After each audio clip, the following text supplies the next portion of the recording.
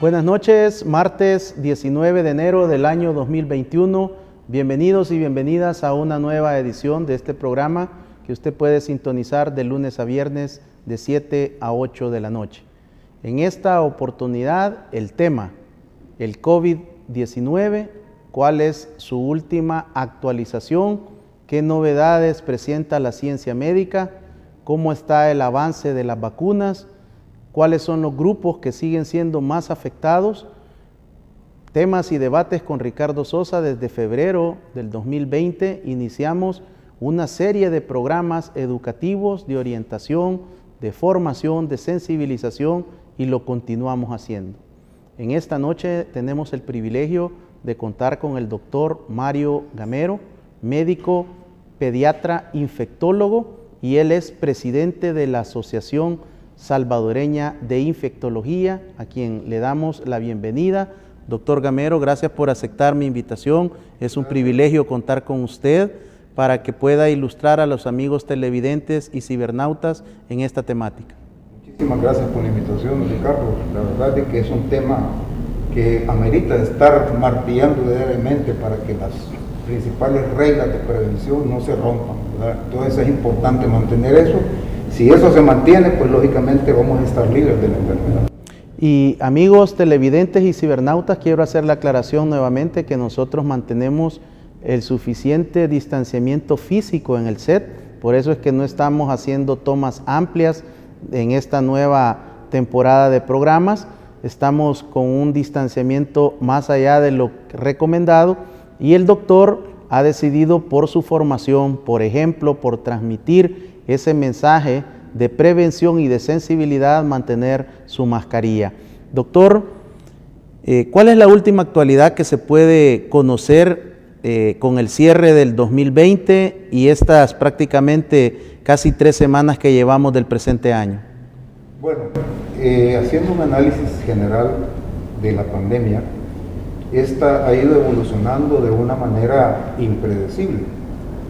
No ha tenido un patrón fijo, sino que al contrario, cuando ya parecía que estaba terminándose en determinados países, el resurgimiento del virus fue una sorpresa para todos los países, específicamente los países desarrollados, países en donde la tecnología, en donde el tratamiento, en donde los hospitales y los sistemas de salud aparentemente estaban bien conformados, con un buen sistema, y definitivamente han sido los países que han dado mayor cantidad de casos en estos momentos, precisamente porque hay un rompimiento de todas las normas preventivas que ya se ha dicho enormes cantidades de veces, pero que la población en general pierde cada vez ese hábito.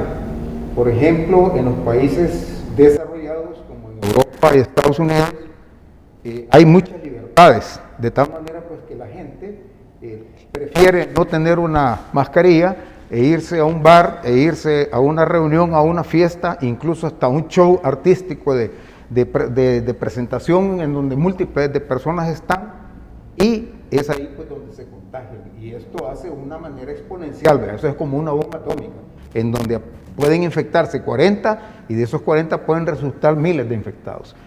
De tal manera que un punto es ese, el rompimiento de las normas de prevención.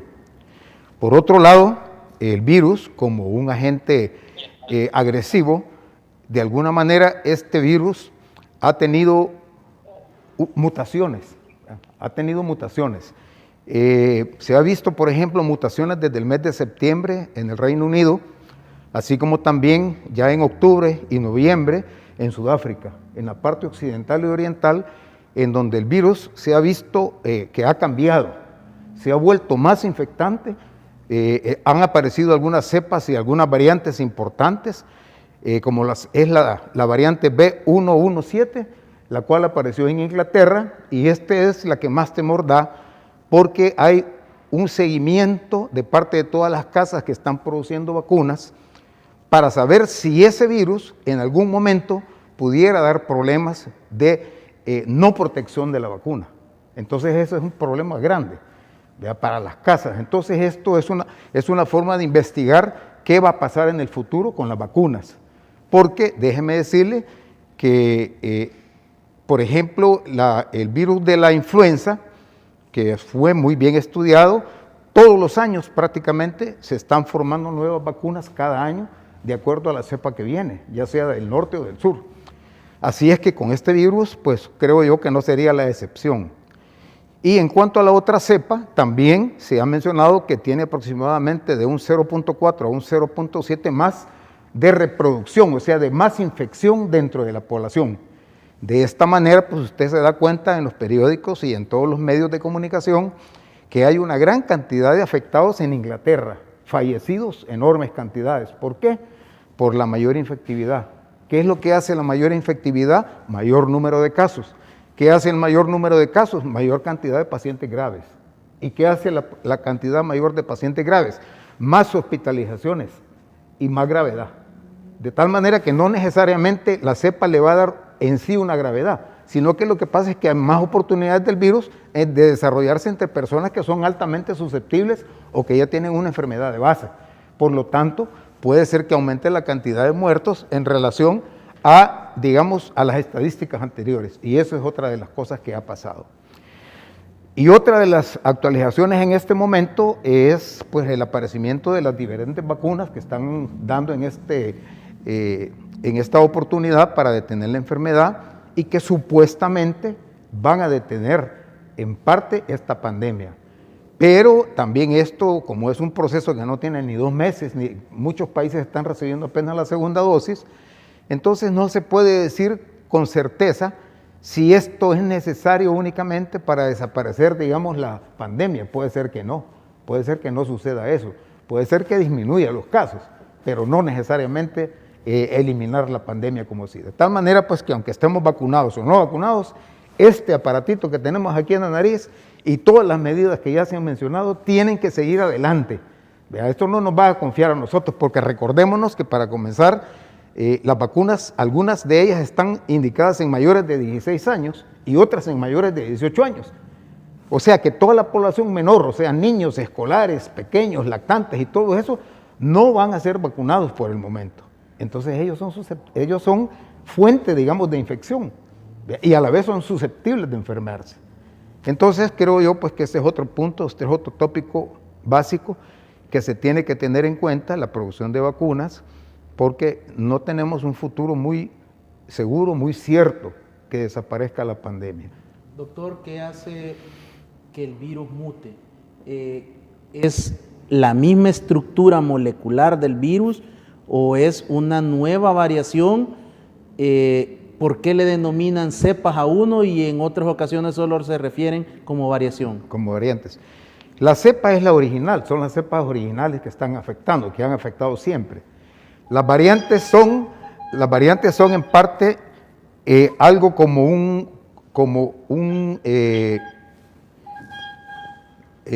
las variantes son como algo que habita, por ejemplo, el virus se va a un cuerpo humano en donde tiene su sistema genético y de alguna manera hace un cambio, y ese cambio lo hace. Entonces se muta, cambia y cambia su conformación, porque recordémonos que lo que está básicamente dando la información es el RNA, que es una estructura que contiene miles de información genética. Entonces la posibilidad de que haya cambio entre esas letras, porque son miles de combinaciones las que pueden existir, apenas dan una pequeña mutación y eso hace que haya el cambio, y eso hace la variación de la cepa. De tal manera pues que van a seguir habiendo mutaciones, ¿verdad? Se reportan que hay más o menos unas 2 cada mes, 2 mutaciones. Entonces es bien difícil saber cuál va a ser más infectante o cuál menos infectante.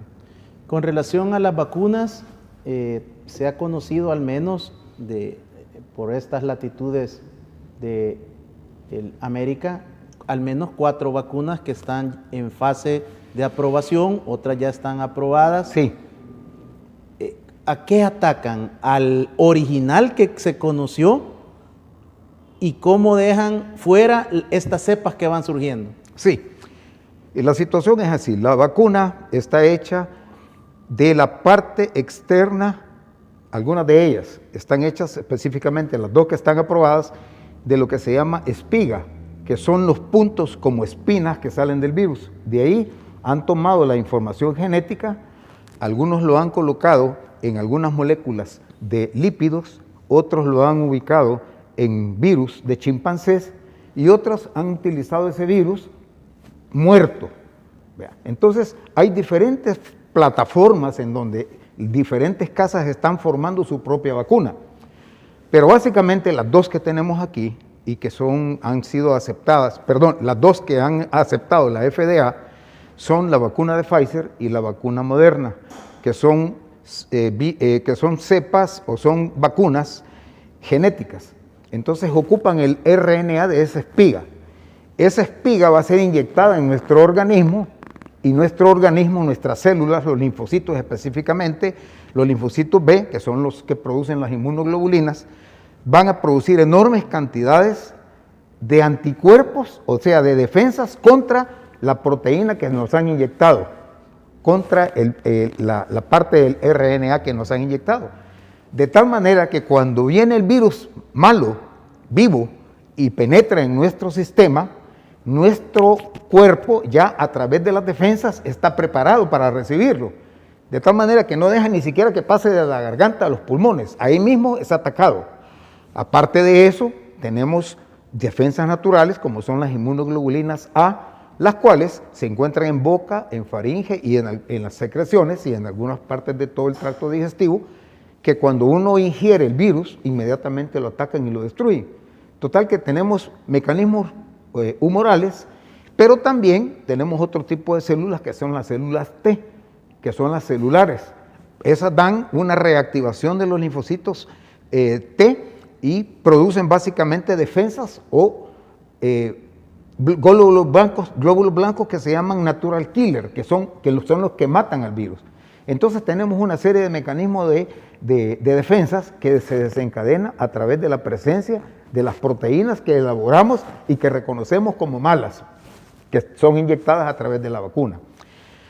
Entonces aquí hay que hacer una acotación importante. La gente está preocupada porque dice que les van a poner una vacuna genética, que se les va a aparecer un brazo por un lado y los dedos por otro, ¿verdad? Totalmente falso eso, porque la verdad es de que estas vacunas utilizan porciones pequeñas, ínfimas del virus, que ya están inactivadas, que no tienen nada que ver, son sintéticas, es decir, no son naturales, porque yo me preocuparía más bien que me llegara el virus vivo y el virus sí me produjera a mí cambios genéticos.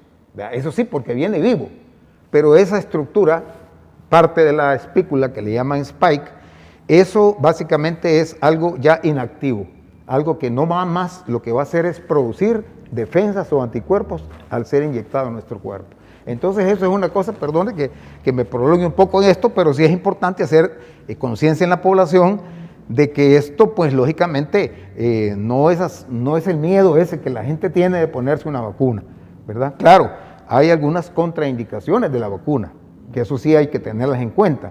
Por ejemplo, alergia a alguno de los componentes de la vacuna, pacientes que tienen problemas de coagulación o trombosis, pacientes menores de 16 años, por ejemplo, no deben de recibir la vacuna, embarazadas, que todavía no ha habido estudios en embarazadas o en mujeres que están dando lactancia a sus bebés, todavía no hay, este estudio, pero están apareciendo algunos reportes en los cuales algunas entidades en donde se manejan ancianos, más de 80 años, fueron inyectados con algunas vacunas y tuvieron problemas serios. Entonces, como que la edad extrema ya de 85 años en delante, como que no es muy beneficioso este tipo de vacuna. Pero eso va a seguir en la investigación, ¿verdad? O sea, lo que estamos hablando ahora probablemente sea un 80-90% verdad, pero dentro de unos 6 meses, al tener la conclusión de todos los casos y todos los estudios científicos que aparezcan, hasta entonces vamos a sacar conclusiones reales, porque apenas estamos en la fase 3 de la vacuna.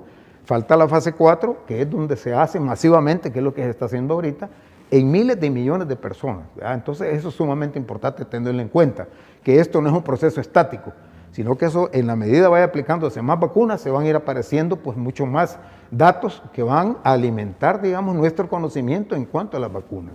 De las 2 vacunas que ya están autorizadas, doctor, ¿qué sucede desde que fueron aprobadas, el proceso todo que tiene que transcurrir para su aprobación? Sí. Y luego con las cepas que surgieron, estas quedan fuera de cobertura, ¿cómo lo maneja la casa farmacéutica? Sí, bueno, en realidad yo pienso que la casa farmacéutica las 2 casas están preocupadas por este punto de la mutación.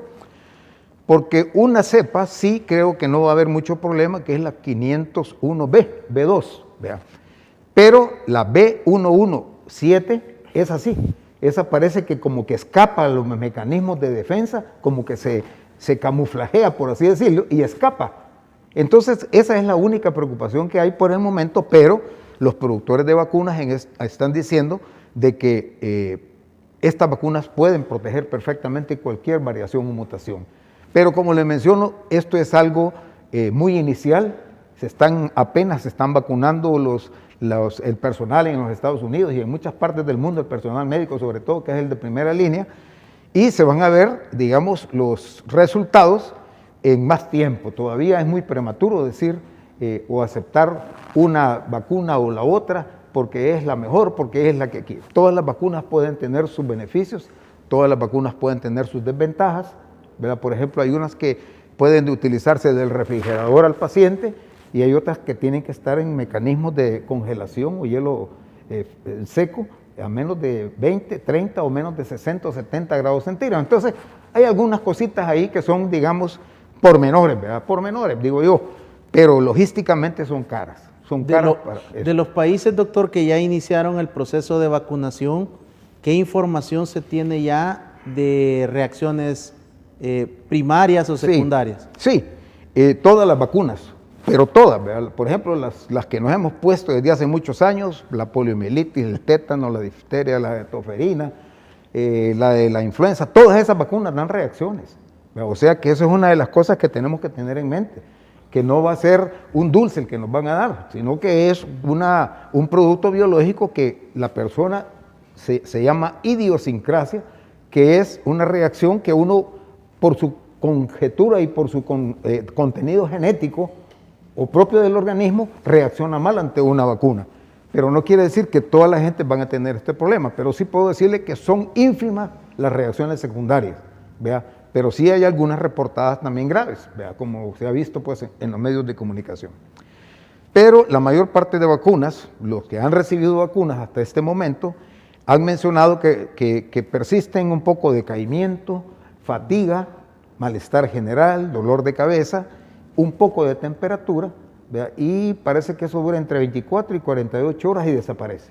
De tal manera pues que en la mayoría de la población que ya está recibiendo esta vacuna, no ha tenido efectos, digamos, tan llamativos, ¿verdad? Para estas vacunas, para ninguna de las 2 vacunas. Entonces, sí hay que tener presente de que en algún momento va a haber una reacción que va a meritar, por ejemplo, intervención médica, por ejemplo, un shock anafiláctico o un desmayo en la paciente, lo que sea, ¿verdad?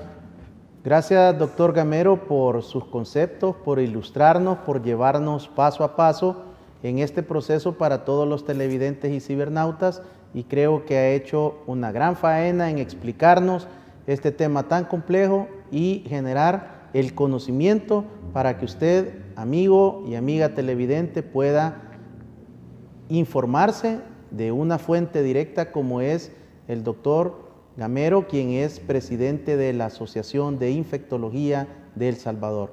Al regresar continuaremos con esta interesante conversación ilustrativa y de orientación a cargo del doctor Gamero. Regresamos.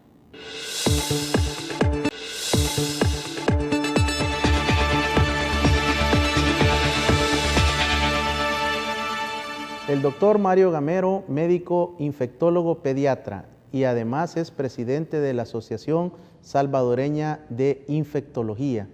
Doctor Gamero, continuando con las vacunas, que considero que es un tema muy poco expuesto a la población y como ya es una tradición, también hay muchos mitos sobre las vacunas.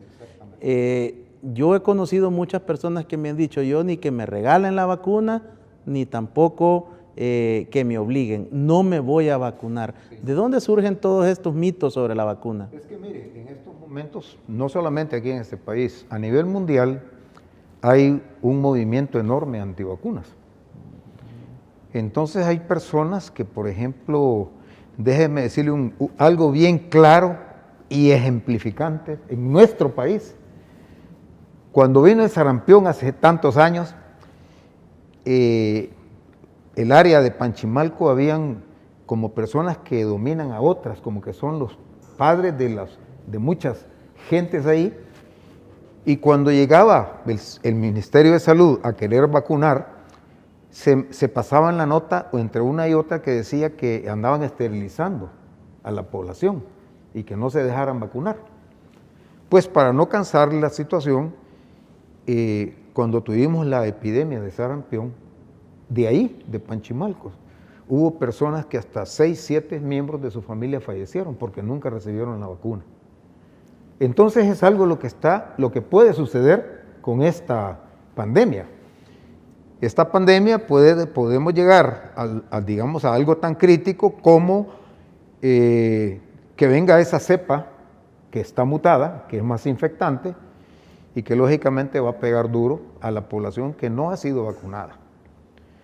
Entonces, eso de la vacuna, como bien se ha mencionado y como mencionaron en cadena nacional ahí, que esa no es obligatoria, pues cada quien va a recibir su vacuna, cada quien el que quiera se la pone y el que no se la pone, nada más que creo que va a haber un consentimiento informado para eso. Pero realmente la vacuna tiene que ejercer el efecto, digamos, de rebaño. Es decir, si estamos nosotros dos aquí y hay más gente y yo estoy contagiado, yo voy a infectar a muchos de aquí. Pero si yo estoy vacunado, nadie ha tenido la oportunidad de infectarme porque la vacuna me defiende contra la persona que me va a toser o me va a estornudar. Y por lo tanto yo le estoy ejerciendo un efecto de rebaño a usted porque yo lo voy a proteger. ¿Vea por qué? Porque yo ya estoy vacunado, a mí no me va a pasar nada. Entonces yo hablo y estornudo aquí y ya no pasa nada a todas las personas que están presentes. Entonces ese es el efecto de rebaño, que es lo que se quiere alcanzar cuando se vacune más del 85% de la población. Mientras no se vacune esa cantidad de población, vamos a tener la desventaja pues, de que pueden aparecer siempre brotes de esta pandemia aquí, y no solamente aquí, sino que en cualquier parte del mundo. La FDA, que es un organismo regulatorio en los Estados Unidos, como usted sabe, pues que es número 1 en eso, regulación de vacunas, ellos dicen que con una protección del 50% o más es una vacuna que puede ser aceptable y que puede dar resultados adecuados en la población, ¿verdad? Y lo cual pues pienso yo que es beneficioso, porque de no tener vacuna a tener una vacuna, y cuando la tenemos y es regalada, no la queremos recibir, pues, me parece a mí que es un poquitito chocante, ¿verdad? No, eso no debe de ser, ¿verdad? Si en realidad pues están haciendo los esfuerzos y todo esto pues para que la vacuna sea puesta gratis, gratuita a toda la gente, ¿verdad? Lógicamente pues lo menos que pudiéramos hacer es colaborar para que no seamos fuente de infección y para que no nos infecten y para que no llevemos nosotros infectados la enfermedad a la casa de los abuelos o de los papás, ¿verdad? Porque no solamente no nos va a afectar a nosotros que no nos vacunemos, vamos a afectar a nuestros padres, a abuelos, como está sucediendo en este momento, ¿verdad? Digamos que la mascarilla podría ejercer para mientras un efecto protector, pero si nosotros nos retiramos la mascarilla, que es un efecto protector, no podemos decir que es similar a la vacuna, pero un efecto protector muy grande. Pero si andamos en las noches, en reuniones, en bares, en el mercado, en los buses, en sitios en donde hay una gran cantidad de personas sin mascarilla, entonces esto, claro, nos pone en desventaja. Y créame que la pandemia no va a terminar, va a seguir adelante con la cantidad de muertos que estamos viendo. Doctor Gamero, la vacuna llega a El Salvador, pasan todos los héroes y heroínas de la primera línea, sí, y luego inicia el proceso con grupos vulnerables. Sí. Desde el momento que esa vacuna ingresa a mi cuerpo, ¿cuánto tiempo tarda el efecto o es inmediato? Se menciona que después de la segunda dosis que usted recibe, 14 días después, usted ya tiene protección contra la enfermedad. Entonces, dígame usted, se pone una hora que es 18, el 18 de febrero está recibiendo la segunda dosis, ya en marzo, a principios de marzo, usted ya no le pega nada, no va a enfermar. O probablemente, si recibió una enorme carga de virus, porque alguien estornudó y eliminó una gran cantidad de secreción, lógicamente puede infectarse, pero leve, si está vacunado. Pero si esa persona tose enfrente de alguien que no tiene mascarilla, que no tiene la vacuna, esa persona tiene riesgo alto de morir. Un estudio científico en el cual la gente recibe la vacuna y cada mes se le va tomando anticuerpos, va un seguimiento en donde tendríamos nosotros que llevar cuántos anticuerpos están disminuyendo o aumentando por mes. Y eso debería ser un buen estudio, un bonito estudio de nuestro país. ¿Verdad? Pero, como le digo, siempre es importante tener en cuenta que estas vacunas, después de los 14 días, usted ya tiene protección contra la enfermedad. Doctor Gamero, ¿qué sucede y cuál es la información que usted tiene vinculada a los que ya estuvieron positivos? En nuestro país se ha generado también mucho mito alrededor de eso sin tener un estudio, al menos que se conozca científico, sobre qué sucede con las personas que ya fueron infectadas.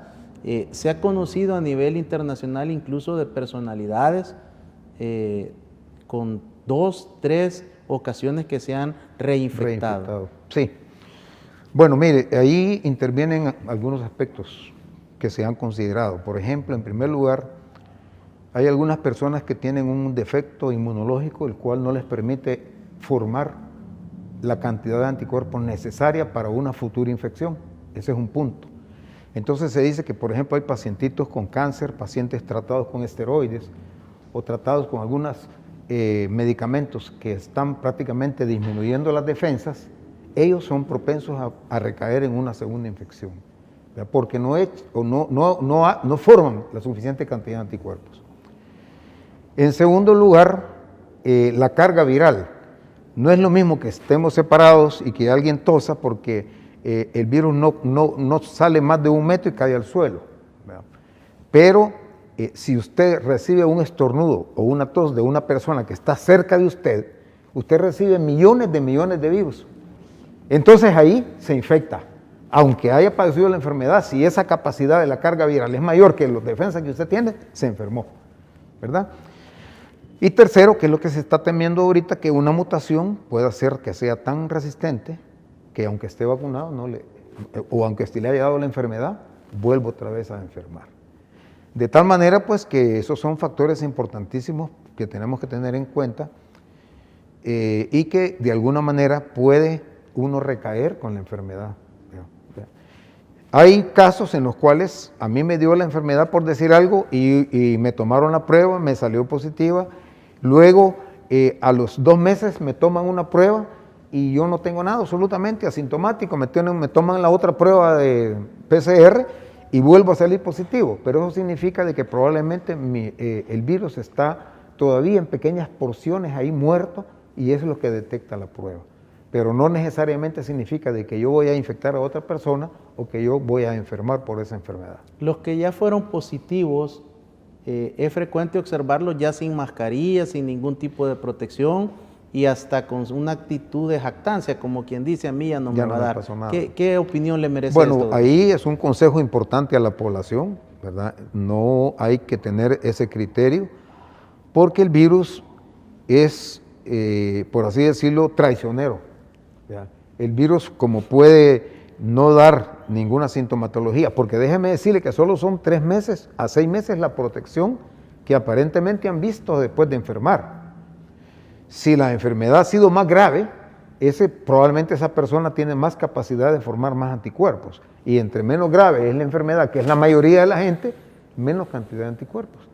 De tal manera pues que no hay que estar atenido ni hay que darse esa jactancia de que yo me enfermé, no me va a pasar nada, adiós mascarilla, adiós alcohol gel, ¿verdad? Y adiós distanciamiento social. Eso no debe de ser, porque ese es un error grande y en cualquier momento puede ser infectado la persona. ¿Los asintomáticos estarían en esa condición, doctor? Los asintomáticos sí, claro. ¿ya? Porque ellos no sintieron nada, no padecieron la enfermedad, no sintieron ninguna molestia. Entonces dicen, yo dominé al virus, a mí ya no me va a pasar nada. Ese es un concepto un poco errado. Pero su nivel de protección fue suficiente o podrían estar expuestos dependiendo de la carga viral. Exactamente, depende de la carga viral. Probablemente, como usaba mascarilla, tal vez la cantidad de virus que llegó fue poca. Y eso no hizo que produjera completamente la enfermedad, por un lado. Por otro lado, el sistema inmunológico propio, innato de la persona, lo defendió contra ese virus. Entonces, ahí hay algunas situaciones que sí no permiten, y afortunadamente, como usted ha visto en las estadísticas mundiales, de un 80 a un 90% son asintomáticos. ¿Verdad? Son asintomáticos. Es poca la cantidad que va a un hospital, y de ellos es poca la cantidad, un 3% que va a la UCI, y de ellos es poca la cantidad que fallece, es pequeña, ¿verdad?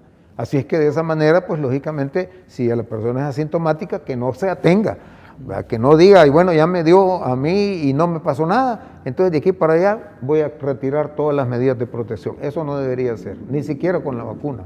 Con relación a las pruebas, se observa en el mercado negro, en redes sociales, sí, que se están vendiendo pruebas entre los 15, los 40, $60, sí, similar a las pruebas de embarazo.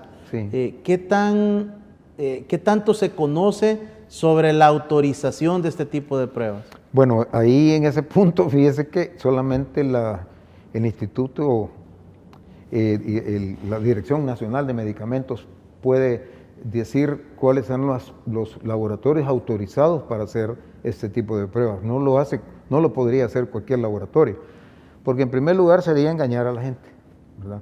No se sabe la calidad de las pruebas, entonces hay que tener mucho cuidado en este sentido, ¿verdad? No, que es un punto que sí, también hay que mencionárselo a la población, tiene que visitar un centro autorizado por el Ministerio de Salud y por la Dirección Nacional de Medicamentos. La posibilidad de falsos negativos y falsos positivos sí, es alta. Sí, es alta en este tipo de pruebas, y para que salga de dudas, que se comunique con la Dirección Nacional. Para que le hagan una buena prueba, ¿verdad? Una prueba ya que pasó todos los test, digamos, de calidad, ¿verdad? Eso es importantísimo. Pero sí, si se va a un laboratorio en el cual le ofrecen a $10 la prueba, lógicamente va expuesto a que le salga una prueba falsa.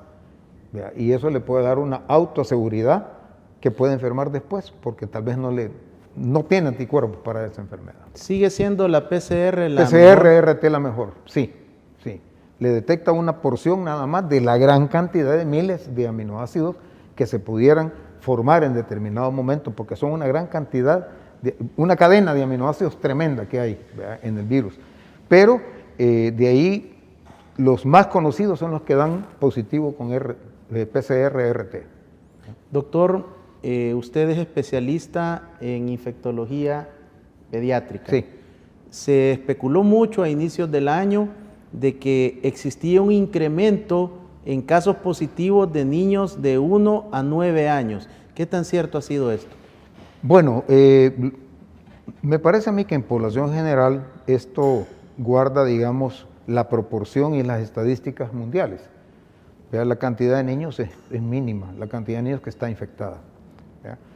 Lo único que tal vez puede decirse que ha aparecido un síndrome de reacción inflamatoria pediátrica o sistémica también, en el cual el niño se llega a los hospitales grave.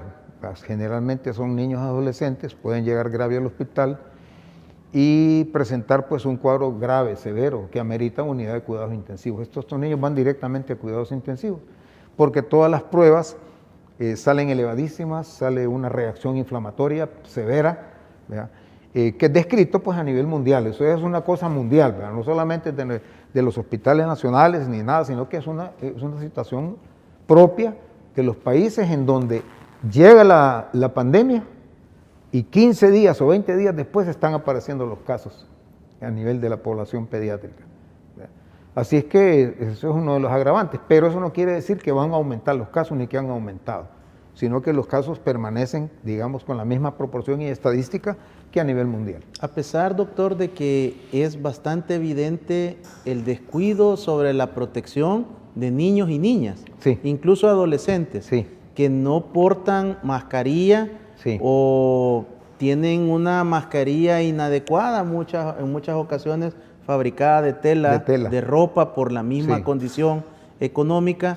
Sí. Ha sido bien noble y debemos agradecerle a Dios que los niños de alguna manera han tenido una protección divina, porque observamos en las diferentes calles de las principales ciudades muchos descuidos o padres cargando en brazos a niños sin mascarilla ambos. Sí. Y esto creo que también los pone en riesgo. Sí, claro, claro, eso es sumamente importante, cuidar a los niños, ¿verdad? Realmente para menores de 2, 3 años no se recomienda mucho la mascarilla, porque la verdad es de que es un poquito, puede producir un poquito de hipoxia en los pequeñitos, en niños muy pequeños, entonces a veces no es conveniente. Pero doctor, también se observan padres de familia que llegan de también trabajar, los agarran, los chinean y les dan un beso en la boca. Los besan, sí, eso es otro problema serio, ¿verdad? El llevar la enfermedad a la casa. Pero digamos un poquitito de cultura médica en ese sentido. Yo creo que nuestra población en general necesita cultura médica. Si toda la gente antes de esta pandemia supiera que tenía que lavarse las manos antes de recibir un alimento, o aquellos que manipulan alimentos se lavaran las manos adecuadamente y hubieran sabido eso antes, las diarreas y todas esas enfermedades prácticamente gastrointestinales hubieran desaparecido en nuestro país. Y hoy le aseguro yo que, sin ser un estadista completo, ¿verdad? Con solo el uso de mascarilla y el lavado de manos que hemos tenido toda la población, las enfermedades diarreicas se van para abajo, las enfermedades respiratorias se van para abajo. Hemos tenido menos infecciones respiratorias y menos toferina, por ejemplo, que es una de las enfermedades que afectaba tanto a los lactantes, precisamente porque las medidas que nos estamos imponiendo, que se nos han impuesto también, son efectivas para evitar infecciones respiratorias e infecciones gastrointestinales. Muchas gracias, doctor Gamero, por esta segunda parte del programa. Hemos aprendido mucho, estamos recibiendo consejos prácticos y conocimiento. Al regresar, el doctor Gamero nos brindará esos consejos prácticos y sencillos que algunos nos resistimos a cumplir y a trasladar al equipo familiar también para que mantengan las medidas de prevención. Momento de desearle un buen provecho si cena o si toma un cafecito o una taza de leche con nosotros. Regresamos.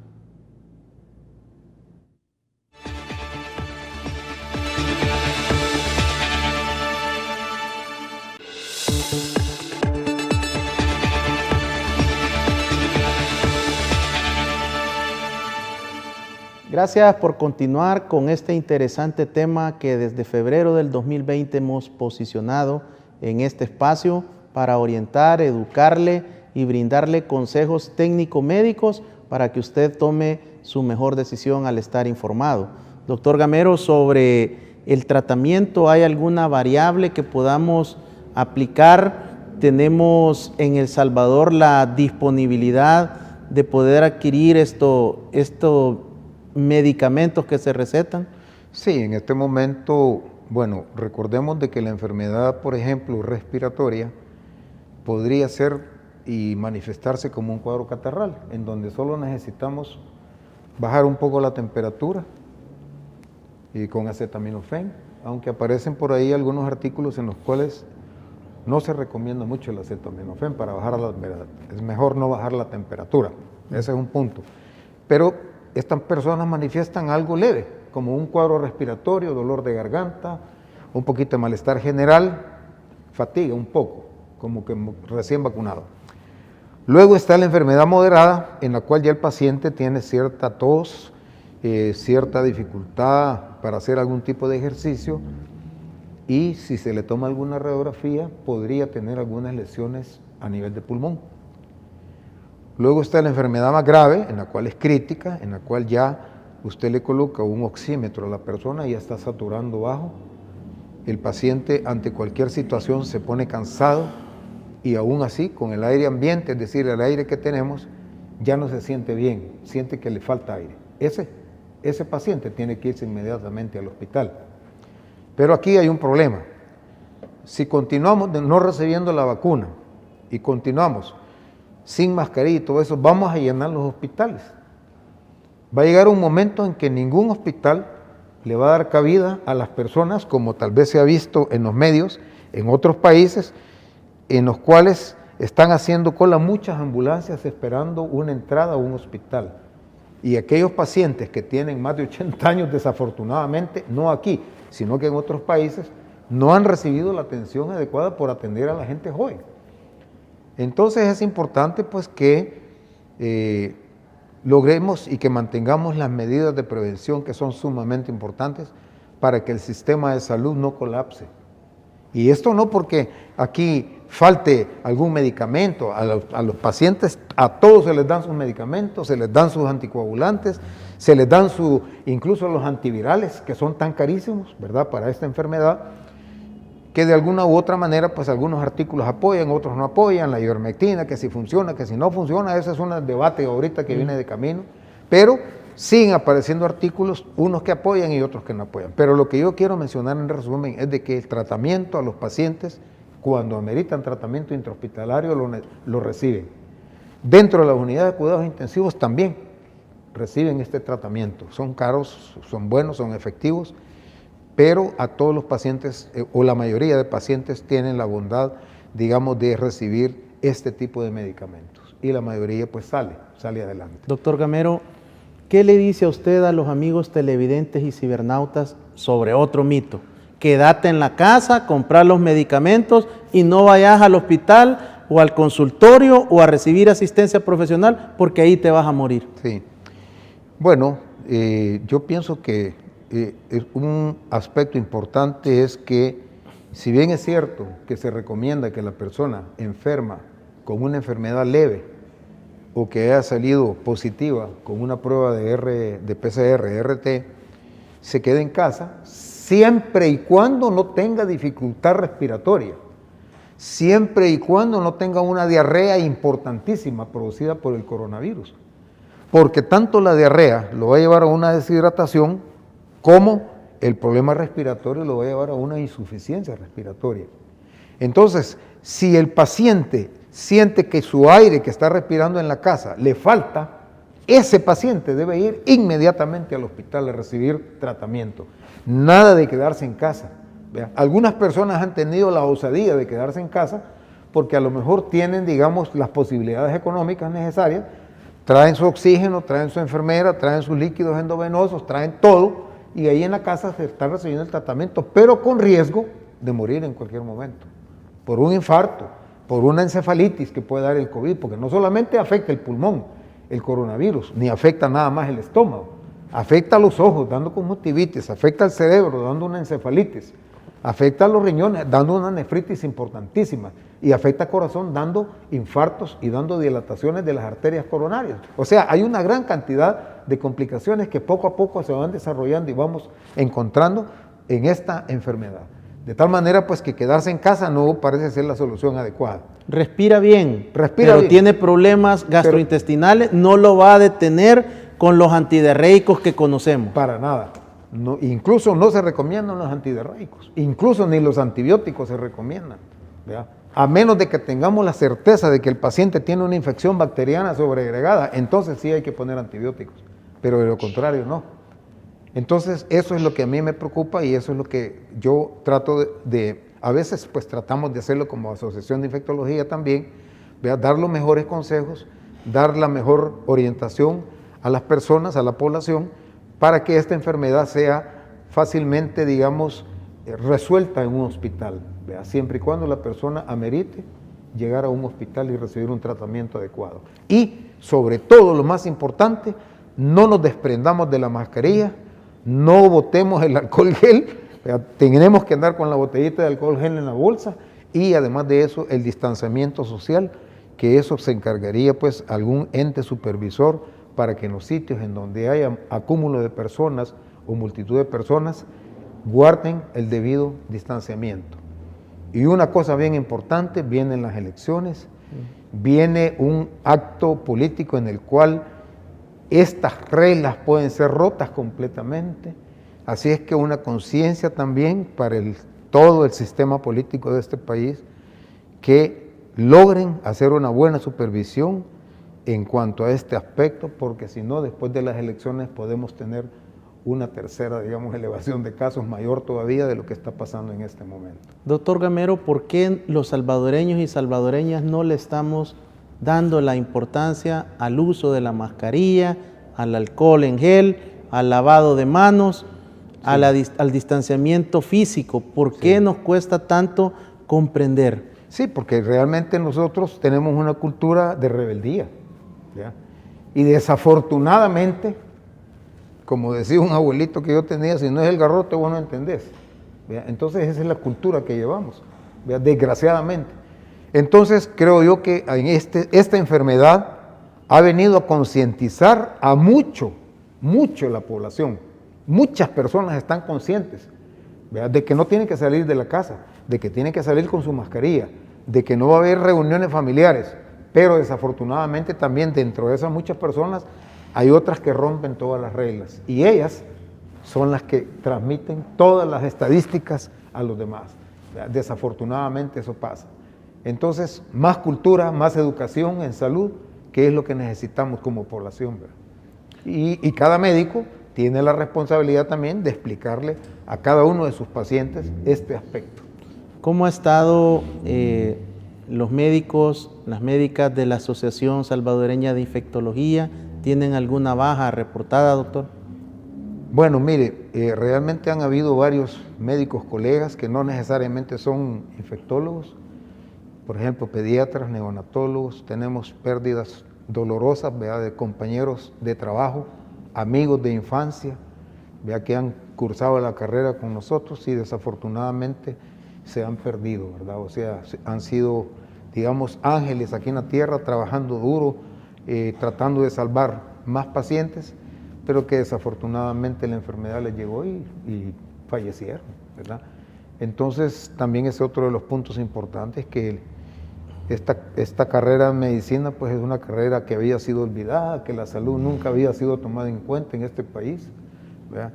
Que los médicos, bueno, eran una persona más que funcionaba ahí como un eje nada más que daba vuelta a las demás ruedas, pero que en estos momentos creo yo que el médico tiene un poquitito más de relevancia, digamos, poquitito, no es mucho, ¿verdad?, pero sí algo de relevancia más, y la gente se ha concientizado de la labor que realmente hace un médico, porque mire, ofrendar la vida para que otro viva, eso no lo hace cualquiera, ¿verdad? Entonces es importante también pues que el sistema de salud pues reconozca en el gremio médico que necesitamos estímulos, que necesitamos muchas cosas más, porque al final somos los médicos los que salvamos de todo este tipo de problemas, de pandemias. Y déjenme decirles que yo no soy adivino ni nada, pero pueden venir más olas fuertes, más pandemias, más enfermedades desconocidas, ¿verdad?, en las cuales pues nosotros nos vamos a ver siempre involucrados en el manejo de algunos pacientitos, ¿verdad? Doctor, usted es un médico infectólogo, sí, con amplia experiencia, con mucho trabajo en la investigación técnica médica. sí. No hay un acuerdo todavía sobre la primera y la segunda ola. Hemos escuchado que dicen, hasta que existan 0 casos, se puede considerar el inicio de la segunda. Sí.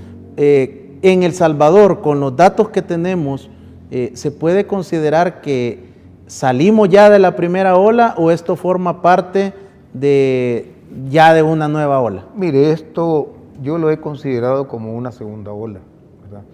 Porque cuando hay recrudescencia de casos, no pasan o no alcanzan casi la fase inicial de la pandemia que tuvimos. Y en ningún país del mundo usted va a ver que han llegado a 0. En ningún país, ¿verdad?, incluso ni China, ¿verdad?, que China pues ha tenido también porque ellos sí tienen una disciplina bastante, o se cumple, ¿verdad?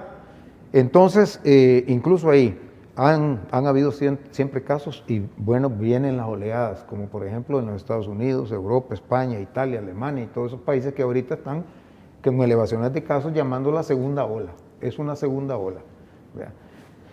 Entonces, pero como quiera que se llame, ¿verdad?, recrudescencia o segunda ola o como sea que le pongan ahí, el número de casos va en aumento y el número de fallecidos también. Y las medidas debemos de mantenerlas. Y las medidas debemos de mantenerlas. Y déjeme decirle también que nuestro país ha sido un país que, bueno, hemos tenido, digamos, menos cantidad de fallecidos que en todo Centroamérica. Doctor Mario Gamero, quiero agradecerle por haber aceptado mi invitación, por venirnos a educar, a orientar, a ilustrar y hacer esta colaboración para nuestra población salvadoreña que nos observa esta noche luego de una extenuante jornada laboral. Valoro mucho y por supuesto que honramos el trabajo de los médicos, de las enfermeras, de todo el sistema de salud, principalmente público, doctor, porque hay que reconocerlo, que esta batalla se está librando en los hospitales nacionales. Solo tenemos un hospital privado que está atendiendo a todo el sector que se encuentra con un seguro médico. Por lo tanto, la labor de los operadores del sistema de salud pública de este país son los que han estado enfrentando en primera línea y, como usted decía, han ofrendado sus vidas también. Exactamente, sí. Gracias, doctor, por su visita. Muchas gracias. Y continuaremos requiriendo de su conocimiento y que nos ayude a poder continuar sensibilizando y educando a la población. Muchísimas gracias por esta oportunidad. Siempre es bueno poner nuestros conocimientos de una manera entendible, fácil, ¿verdad?, para la población y también para el personal médico que también está escuchando esta situación, ¿verdad?, y que aún está con algún tipo de indecisión de vacunarse o no, o cualquier personal médico. Así, el doctor Mario Gamero, presidente de la Asociación de Infectología de El Salvador, quien nos ha orientado y nos ha explicado la actualidad del COVID-19 en el mundo y en nuestro país. Atienda las recomendaciones del Ministerio de Salud, del Gobierno de la República y en esta ocasión del representante de la Asociación de Infectología de El Salvador. Continuamos con nuestra campaña de Abraza la Vida. ¿Sabía usted que mientras nosotros grabamos este programa, entre 40 y 45 personas decidieron quitarse la vida alrededor del mundo? Usted no está solo, tiene el apoyo de Dios y tiene una red que puede velar por su salud mental y por su vida. Abraza la vida, Dios le bendiga.